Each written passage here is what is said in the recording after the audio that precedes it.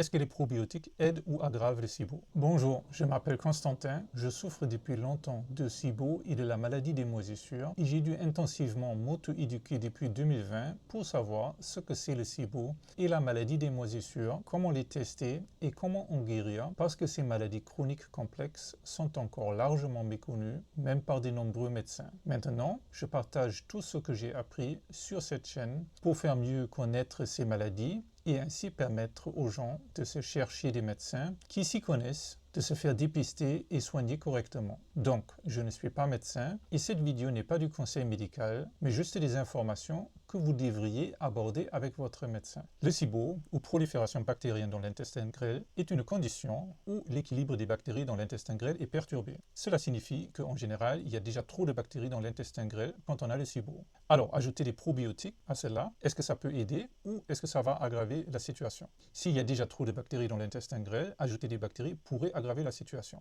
C'est du moins ce que l'on lit et entend souvent sur Internet. Mais en réalité, la situation semble être plus nuancée. En fait, les réactions peuvent varier d'une personne à l'autre, c'est-à-dire chaque individu peut réagir différemment à chaque probiotique. Et cela peut évoluer dans le temps également. C'est-à-dire, pour quelqu'un avec le SIBO, certains probiotiques peuvent aider, tandis que d'autres peuvent aggraver les symptômes. Il serait donc probablement judicieux pour une personne souffrant de SIBO et souhaitant essayer des probiotiques de tester chaque probiotique avec précaution, en commençant par des petites doses. Ainsi, on peut observer si cela aggrave les symptômes ou si cela aide à réduire les symptômes de SIBO. Par exemple, on peut commencer par ouvrir une capsule et saupoudrer une petite portion du probiotique sur la nourriture, et ensuite observer la réaction du corps. Souvent, le SIBO est traité avec des antibiotiques, et nous savons que tout antibiotique perturbe d'une manière ou d'une autre le microbiome. Il peut donc être intéressant d'utiliser des probiotiques pour aider le microbiome à retrouver son équilibre. L'ultralevure ou Saccharomyces boulardii est généralement recommandé pour protéger la flore intestinale lors de l'usage d'antibiotiques. Une autre recommandation fréquente concerne les probiotiques à base de spores.